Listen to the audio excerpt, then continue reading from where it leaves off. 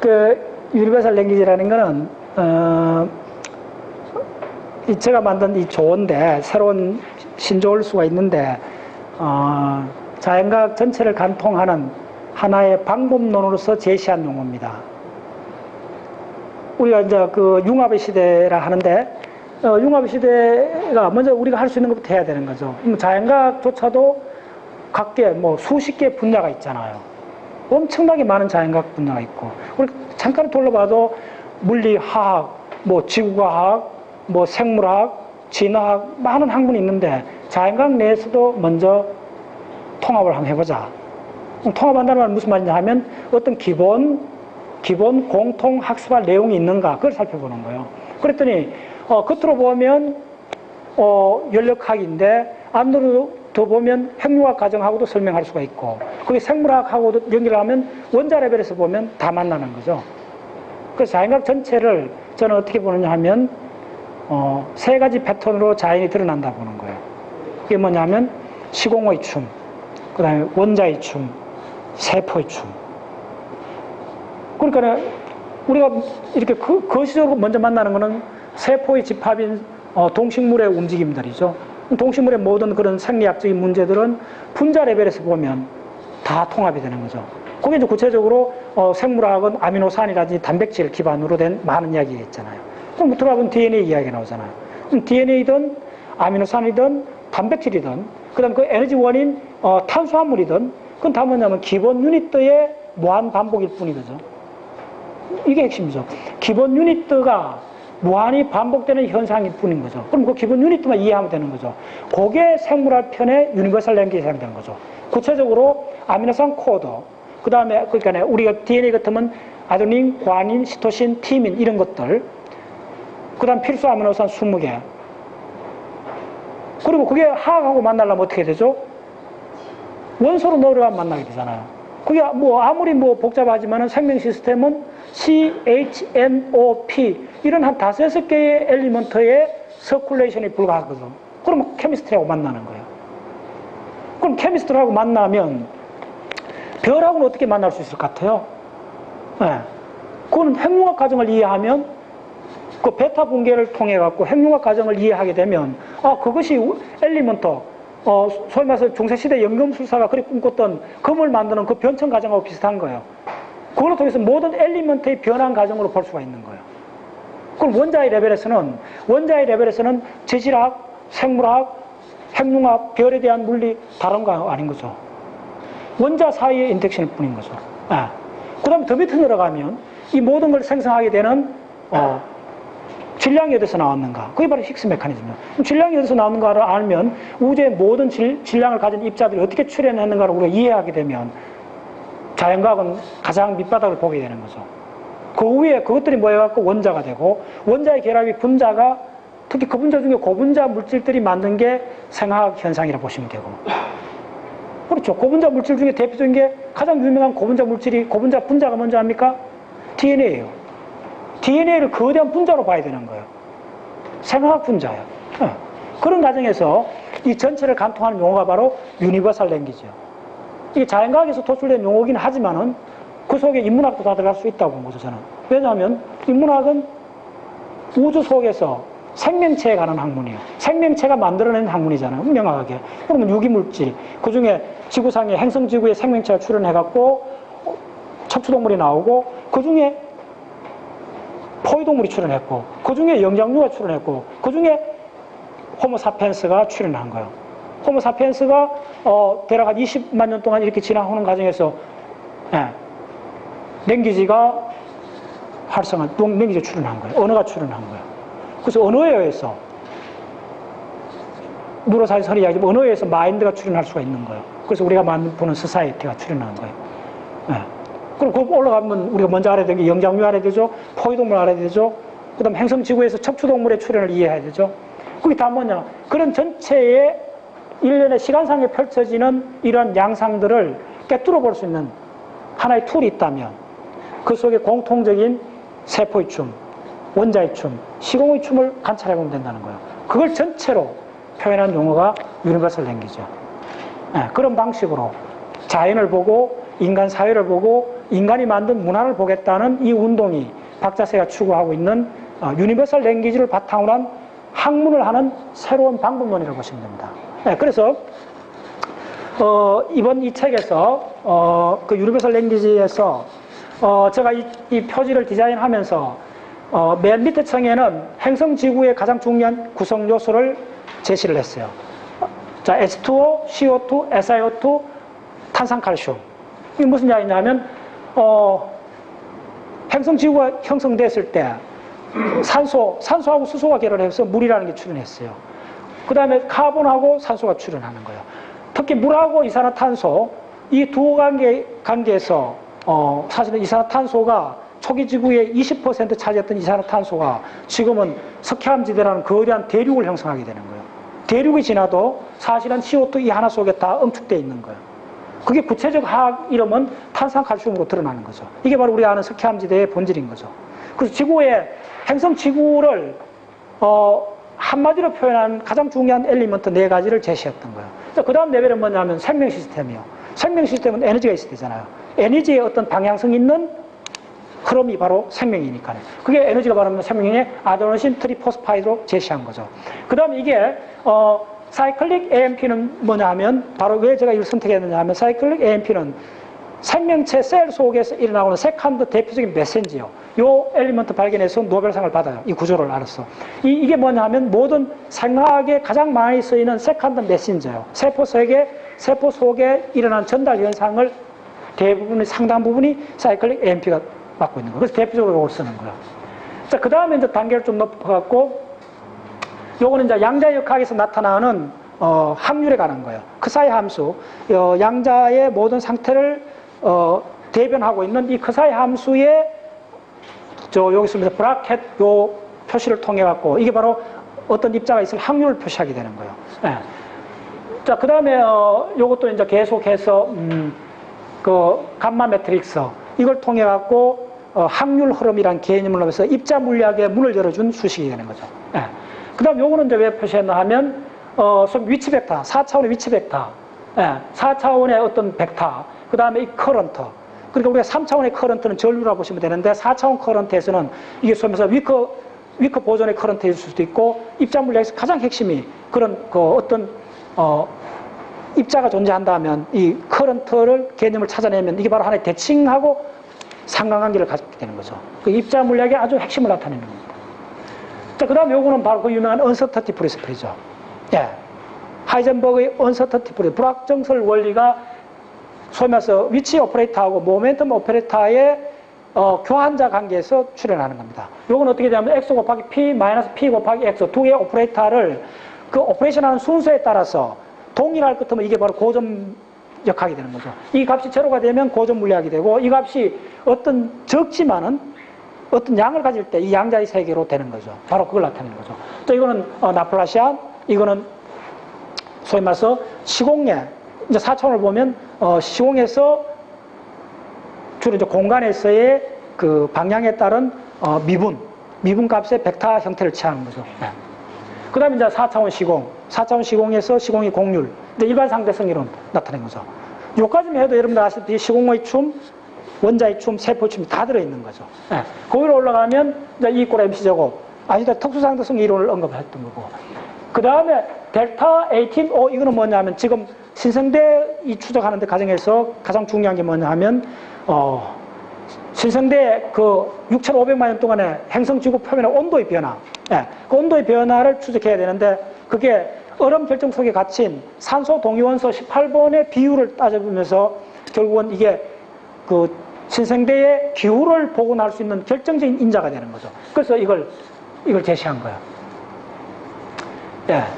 그 다음에 대기 중에 산소, 그 다음에 이제 매트릭 텐서. 요거는 사실은 제가 이제 이걸 가장 크게 했던 이유는 뭐냐면 이게 자연과학에서 가장 근본적인 법칙, 최소작용의 법칙, 해밀턴의 원리를 상정하고 있고 거의 대부분의 자연과학은 이 해밀턴의 원리 속에 전개된다고 이렇게 보는 거죠. 그래서 가장 위대한 의미로서 가운데 뒀던 거죠. 그 다음에 이제 나트륨 칼슘을 넣어준 거는 우리가 뉴로사이언스에서 가장 중요한 액팅 포텐셜을 만들고 그 다음에 기억을 만들어주고 이런 모든데 가장 중요한 엘리먼트가 나트륨하고 칼슘이기 때문에 이 뉴로사이언스를 대표해서 넣어준 거죠. 예. 그 다음에 이제 다시 이제 양자의 세계 프랑크 상수를 내줬고, 그 다음에 이제 다시 올라가면 뭐냐면 입자 물리학에서 보이는 이중항들. 그래서 처음에 뭐냐면, 뉴트리노하고 일렉트론, 업커하고 다운커, 그 다음에 중성자하고 양성자. 요걸 이제 이중항으로 했는데 입자 물리학에서 가장 중요한 게 이런 포맷으로 표시함으로써 소위 입자 물리학의 그 세대 구분이라든지, 그 다음에, 요 도식 하나가 사실 이렇게 표시한 게 바로 그게 누구냐 하면 하이젠버거. 하이젠버거가 저렇게 양성자와 중성자를 이중항으로 표시하면서 입자 물리학의 아이소스핀 개념까지 확장되면서 입자 물리학이 확 꽃이 피었다. 그런 이야기를 했어요, 제가. 또 그걸 상징하기 위해서 나타내 준 거고. 그 외에는 이제 소위 말해서 일렉트론 위크 포스의 통합 과정에서 나왔던 W 플러스 입자, W 마이너스 입자, G0 입자. 이게 1980년도 발견이 돼서 노벨상도 받고 엄청난 소위 말해서 이로써 스탠다드 모델이 컨펌이 되면서 우리 인류는 하나의 단일한 그 입자 물리학을 바탕으로 한 137호 우주 전체를 조망하기 시작했던 아주 출발점이 되는 아주 위대한 발견이죠. 그걸 제시했고. 그 다음에 이제 E = I 세타를 한 거는 자연과학 전체에서 가장 빈번하게 쓰이는 그 함수인 E I 세타, 코사인 세타 플러스 I 세타로 전개되는 이 자연과학 전체의 복소수를 표현하기 위해서 이걸 나타냈고. 자, 마지막으로 설명드리고 싶은 거는 137년 우주의 진화 강의를 6년간 지금도 계속 진행되고 있고, 그 300시간 진행된 이 강의 전체가 제가 강좌를 처음 시작할 때도 약속을 드렸어요. 청중들한테. 뭐라고. 전자와 양성자와 광자, 이 세 가지로서 중력을 제외한 우주에 있는 거의 대부분 현상을 설명하겠다는 것이 이 강좌 시리즈의 출발이었고, 그것이 1단계로 결실을 맺은 것이 바로 이 책을 통해서, 네, 그걸 이제 구체적 방법론 유니버설 랭지를 통해서 우주에 있는 모든 현상을 전자와 양성자와 포톤, 강자를 통해 갖고, 강자 이 세 가지 엘리먼트의 무한한 다충적인 인터랙션을 통해 갖고 자연에 일어나는 생명 현상, 그 다음에 행성 지구에 일어나는 여러 가지 현상, 별에 일어나는 현상, 궁극적으로 우리 마음이 어떻게 출현했는가, 상상력이 저 무생물인 돌에서부터 상상력, 인간의 사고까지 어떻게 출현할 수 있는가를 설명하는 것이 제가 지난 6년 동안 올인했던 이 137년 강좌 시리즈고, 그 방법론이 구체화된 책이 바로 유니버설 랭귀지라고 보시면 됩니다. 그리고 이걸 구체적으로 학습하는 방법은 자연은 이해의 대상이 아니고 우리가 단지 다가가서 익숙해지는 대상이라는 거죠. 우리가 그동안 뭘 이해해야 한다는 강박관념이 너무 갇혀갖고 학문을 즐길 수가 없었어요. 익숙해지는 그걸 기회를 놓쳤던 거예요. 그래서 우리가 그동안 많은 문 밖에서 서성거리면서 그걸 어렵다고 했던 걸 이제 다르게 표현하기 시작한 이제 방법론이 출현한 거죠. 바로 이 책을 기점으로 해서. 그 방법론이 뭐냐 하면 유니버설 랭귀지를 습득해서 그게 익숙한 사용을 통해서 우리는 자연의 문을 열고 그 속에 들어가겠다는 거예요. 예, 그래서 137억 년 전체 우주의 진화, 지금 현재까지 우리가 온 이 모든 전체의 인가의 망을 유니버설 랭귀지를 통해서 우리는 이해하겠다는 거예요. 그리고 마지막으로 이 뒷면에는, 앞면에는 요걸 조금 더 그 디자인을 위해서 간단한 것만 적었는데, 뒷면에는 요거의 상세한 내용을 제가 디자인을 했어요. 간단히 말씀드리면 이게 그 유명한 중력장 방정식이죠. 아인슈타인이 특수상대성 이론은 1905년도 발표했는데 그거에 아마 한 10배 이상 더 복잡한 수식이 이 중력장 방정식. 11년 동안 특수상대성을 발표하고 나서 11년 후인 1916년도에 아인슈타인이 각고 끝에 만들어낸 방정식이 중력장 방정식이죠.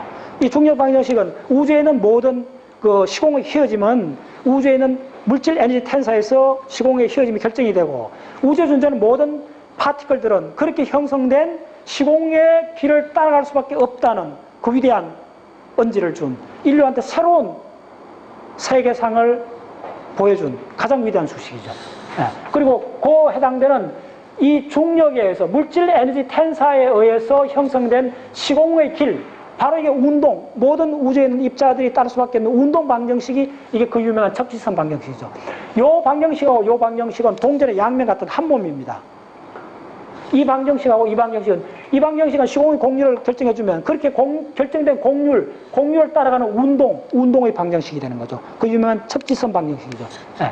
그 다음에 이걸 4차원으로 쭉 다른 표현을 했죠. 4차원 커런터, 4차원 모멘텀. 요 잠깐 주목하실게요. 4차원 모멘텀 속에 시간 텀이 바로 뭐다 하면 에너지인 거죠. 진짜 놀랍죠. 4차원을 표현했을 때 그 시간 텀이 에너지가 된다는 거죠. 네.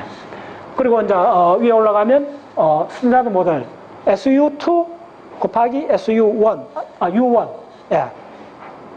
U1은 포톤, 그러니까 전자기 상호작용을 나타내고 SU2, 정확히 L이죠. SU2L은 뭐냐 하면 스페셜 유니터리 벡터인데 이거는 전체 요 두 가지 곱한 것이 게이지 대칭을 이야기하는 겁니다. 예. 이 게이지 대칭이 끼어지면서 소위 말해서 전자기 힘하고 약한 상호작용이 이제 분리되고 이제 그 위에 올라가면 이제 강한 상호까지 분리되는 그 현상을 이야기하는 거죠. 예. 자, 요거는 뭐냐 하면 오일러 라그랑지안 공식이죠. 예, 요건 그래서 역학에서 가장 핵심되는 공식이고. 그래서 쭉 올라가면 저 위에 있는 저거는 뭐냐 하면 그 유명한 디락 방정식이죠. 뭐 디락 방정식 왜 중요하냐 하면 디락 방정식에서 일렉트론의 스핀을 이야기하게 되고 그다음 반물질 개념이 저수 출현하는 거죠. 도대체 이제 우리가 펫이라든지 의료 장비에 많이 쓰는 그런 장비들의 가장 근본적인 게 뭐냐 하면 안티 일렉트론, 예, 반물질을 사용하는 그런 장비가 출현하게 된 거죠. 그걸 근원적으로 설명해주는 공식이 바로 디락 방정식이고. 그래서 마지막으로 지금 요거는 입자 물리학에서는 코베리언트 데리베티브, 공변 미분을 나타내는 겁니다. 그리고 요 수식은 양밀저 시어리를 나타내는 거고. 그래서 여기서 표현된 한 5가지 이 공식들은 자연과학 전체를 총괄할 수 있는 이 공식이고, 이걸 우리가 이게 바로 유니버설 랭귀지 아주 대표적인 이그젠플이죠. 그리고 이게 뭐 많은 이그젠플이 있지 않습니다. 자연과학 전체를 관통하는 이그젠플 얘는 이렇게 한 5개 정도로 요약할 수 있어요. F = m의 뉴턴 방정식, 그 다음에 중력장 방정식, 그 다음에 디락 방정식, 예. 그 다음에 뭐죠? 양밀저 방정식. 예. 이런 한 4-5개의 방정식을 우리가 익숙해지는 과정을 통해서 그 과정이 바로 우리가 유니버설 랭귀지를 생활한다는 겁니다. 그리고 이걸 통해서 10개가 넘는 이 자연과학 분야를 일단 통습하는 거예요. 얼마나 기간이 걸리느냐 하면 저는 30년이면 충분하다고 봐요. 30년이면 5개 분야의 박사학위를 할 수 있어요. 네. 그래서 이 박자세 운동은 이러한 유니버설 랭귀지를 통해 갖고 누구나 인문학을 했던 자연과학을 했던 예술을 했던 아무 상관없이 누구나 다 30년만 투자하시면 좀 너무 길었나요? 근데 그 맛을 아는 거는 1년이면 됩니다. 맛을 아는 1년이 되면 3년이면 예, 입문을 할 수 있어요. 충분히 입문한다는 말은 자기 나름대로 공부의 길을 로드맵을 그릴 수가 있어요. 자, 로드맵이 굉장히 중요합니다. 그리고 그렇죠. 지금 50대 사람들은 80살까지 공부하신다 생각하시면 되죠. 80살쯤 되면 자연이 어떻게 되는가 이해할 수 있죠. 자, 마지막으로 다시 한번 말씀드리면 왜 이런 말씀드리냐면 어떤 학문이 끝이 없다면 저는 권하지 않겠어요. 근데 최소한 제가 공부를 해봤더니 자연과학은 끝이 있는 학문이라는 거죠. 왜 끝이 있냐면, 자, 요건 좀 설명을 드리겠습니다. 이때 끝이 있다는 건 뭐냐면, 우리가 끝은 뭐냐면 반드시 모든 학문에 끝이 있어요. 왜 있느냐 하면 연구자들이 논문을 쓰는 그 라인이 끝입니다.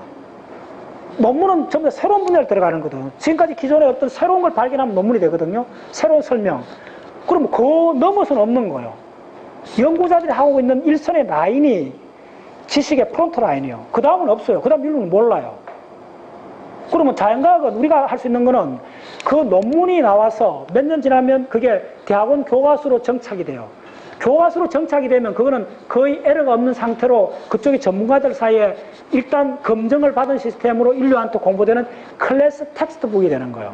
그러면 그 텍스트북이 대학원 수준의 텍스트북이 제가 봤을 때는 한 10개의 분야의 텍스트북을 여러분들이 10년만 하시면 대학원 수준의 그 10개 분야의 텍스트북을 다 여러분들이 습득하고 익숙해질 수가 있어요.